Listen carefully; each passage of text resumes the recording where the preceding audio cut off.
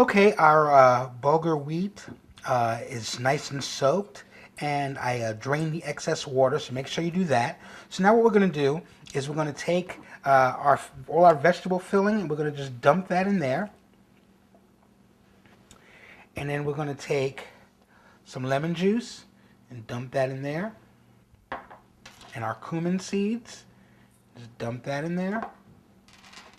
And our olive oil. Okay? And then we're just going to mix that in together. And just mix it all up.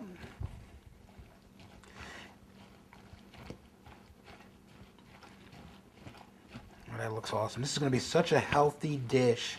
It's going to be awesome. And you can definitely take this to work with you. This is just going to be really, really good. And not going to take up a lot of time. And look at our filling. That looks great.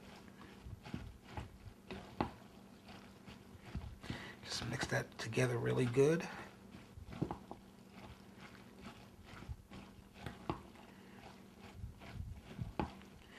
Okay, awesome. I'm gonna do one more. Go around there and make sure it's mixed nice and awesome. Okay, well now what we're gonna do is we're gonna take this and we're going to stuff our vegetables.